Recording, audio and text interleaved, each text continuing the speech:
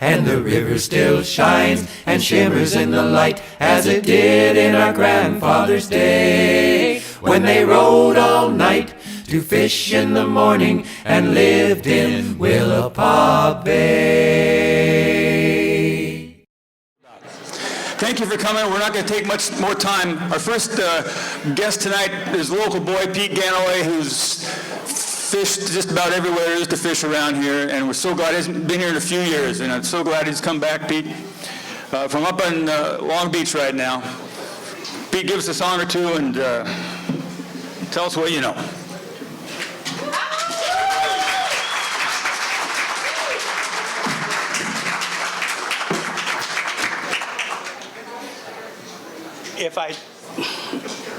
Oh, wrong one. Hey? Oh, that is right. If I tell you what I know, this is going to be a very short act. So anyway, one thing I had to start to tell you is any of you who know me know I'm not drunk, and those of you who don't know me that well is I had a stroke this summer, and so I'm slurring, stammering. In fact, if I get stuck on something, I don't mind a little help. And maybe a good time to go get another beer or head to the can or do it. I might get stuck on something. I don't mind. Where's the clock? I better get going with my story and my song. So anyway, I got this story from this older guy, no offense to most of the people in this room, because I'm an older guy now too, but this guy was born in the 30s, and he had this idea. He wanted to be a commercial fisherman. Now, this guy comes from Minnesota, so you couldn't get further away from an ocean in the North American continent. So anyway, he also wanted to be a cowboy. Now, kind of sounds crazy, but if you were from that era, lots of cowboy movies, lots of cowboy TV shows. Anyway, so he hops in his old car. I guess he gets to about Buffalo, Wyoming. And guess what? Gets hired on a ranch. Now, this is a day before quads, when he went out and fed the horses and ran the fence or whatever he did. This is more of a hands and horse deal. If you don't get an animal to do it, you got to do it yourself. So this guy did that for about a year. It says, time to head to the coast and do what I really started out to become a commercial fisherman. So he heads out and gets to about Idaho, Lewiston, Clarkson, I don't know.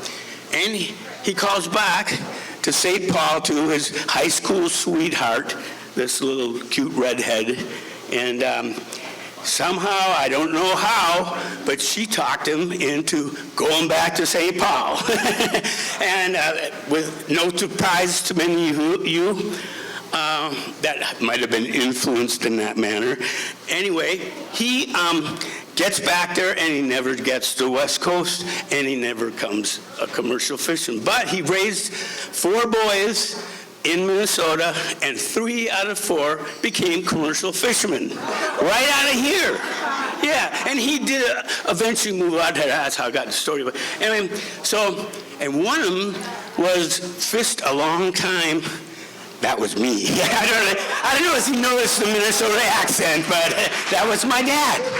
My dad, he didn't tell me this until just a few years before I died. Okay, now step ahead here.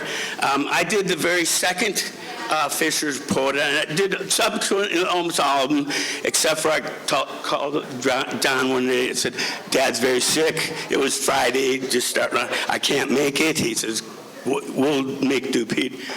He passes away on Sunday in the morning, so I drive back here. It's later in the afternoon, and I noticed this Fisher Poet Festival was just starting to bust up, and I went by the event center, and I could hear, I listened to some closing words in a poem and stuff like that, and I thought, wow, Dad selected the day to die.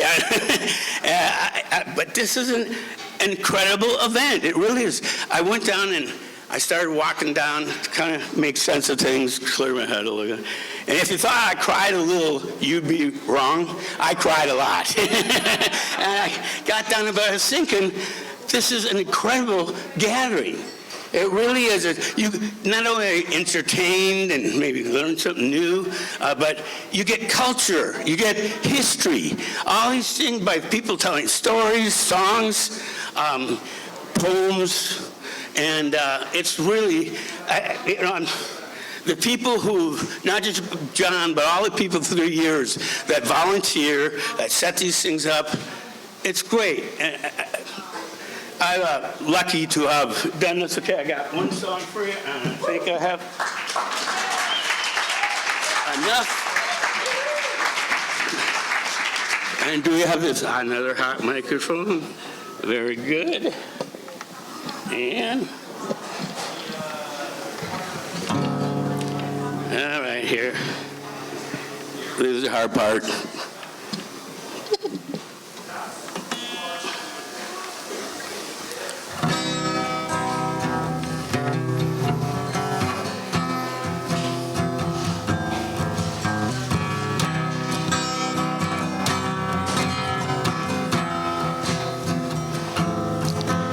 When I was a child, my father and me went out on his fishing boat down at the sea. All day long I would fish with my dad. Those were the best days that I ever had on his fishing boat. My daddy's fishing boat. I loved his fishing boat. A fishing boat. We talked about anything on our minds. Me and my dad were just wasting time. It didn't matter if the fish didn't bite. There wasn't anything my dad couldn't make right on his fishing boat. I miss that fishing boat. A fishing boat. A fishing boat. And then one day I had a child of my own, but I still needed my dad, even though I was gone. When things got tougher than they ever could be, I called my dad. He said to me, time for the fishing boat. Son, come on my fishing boat. We'll fish it on a fishing boat. My fishing boat. I tried to teach my daughter, don't make the mistakes I did. But even if you do, well, you're my kid. And I'll always love you like my dad loved me. And if you got troubles, then we'll go down to a fishing boat. Your grandpa's fishing boat.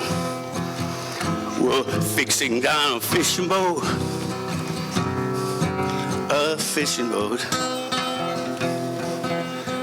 And one day, my dad passed away. His old fishing boat still up on the waves. I sure do miss him, but it ain't that bad. I know where he is. He's with his dad on a fishing boat.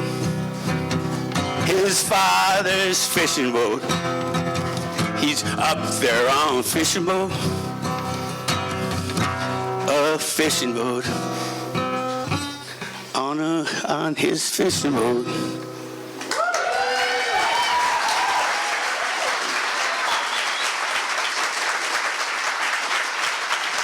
I got 2 minutes left. Thank you, everybody.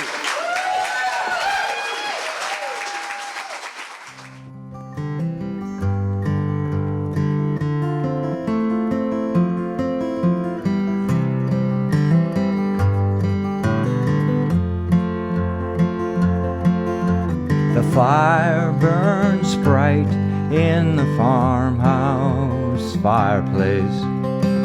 Closing the logbook, you start to sing. Fishing boats are iced in, snow outside calls me. It's a red late afternoon, I hear a church bell.